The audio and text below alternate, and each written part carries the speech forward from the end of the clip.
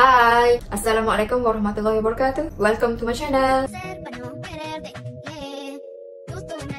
Okay, pada video kali ini saya nak share dengan korang pengalaman saya semasa di universiti. Saya nak share pengalaman saya dan saya nak bagi sedikit nasihat secara peribadi berdasarkan pengalaman saya lah kepada adik-adik baru yang akan melanjutkan pelajaran mereka di peringkat seterusnya nanti. Okay, yang pertama sekali saya nak bagi tahu kepada adik-adik yang nak sama belajar tu, katakanlah kalau korang tak dapat universiti awam, daripada korang pilih universiti swasta, lebih baik korang ambil institusi kemahiran. Ikutlah mana-mana, ILP, IPBN, Giat Mara, banyak lagi bawah kerajaan yang memberikan tunjuk ajar kita berdasarkan kemahiran praktikal, bukan sekadar teori semata-mata. Kenapa saya cakap macam tu? Sebab berdasarkan pengalaman saya yang rasa menyesal sangat-sangat, kalau boleh diundurkan kembali waktu zaman muda-muda dulu, saya akan ambil benda yang berkaitan praktikal. Saya akan ambil kemahiran macam tu. Sebab utamalah. Okay, yang pertama sekali, kalau korang ambil universiti swasta, korang akan terbeban dengan pinjaman sebab diorang punya yuran mahal. Lepas tu, kalau korang tak pandai bawa diri pula, akan adalah pelbagai rintangan benda-benda lain yang akan berlaku pada diri korang. Saya bukan nak menakut-nakutkan siapa-siapa, saya hanya bercerita berdasarkan pengalaman saya sahaja.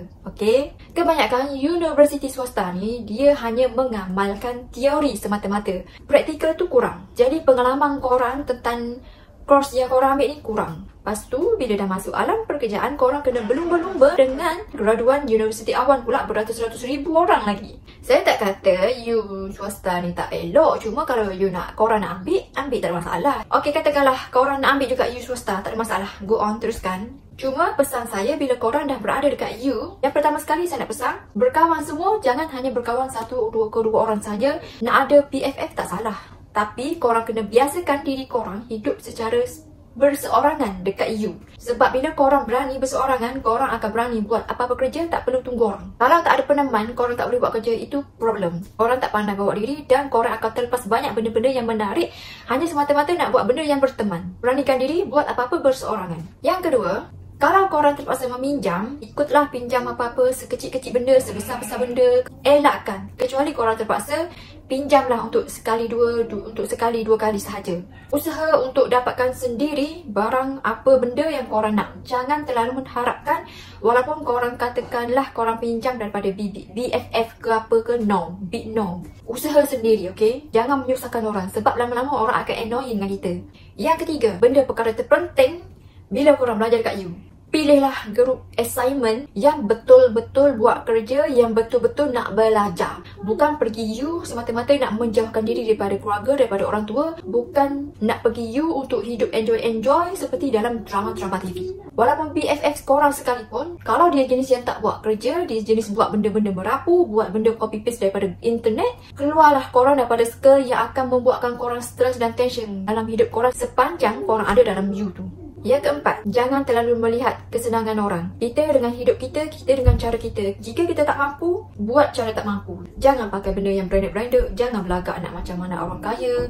Walhal makan cukup-cukup makan. Jangan big no macam tu. Sebab bila korang tak dapat follow up, orang yang hidup senang-senang lenang ni, korang akan stres. Korang akan datang fikiran negatif. Korang akan mempersoalkan kenapa korang tak kaya, kenapa korang tak dapat tu, kenapa korang tak dapat ni. Big no. Kita betulkan niat, kita pergi you sebab nak belajar.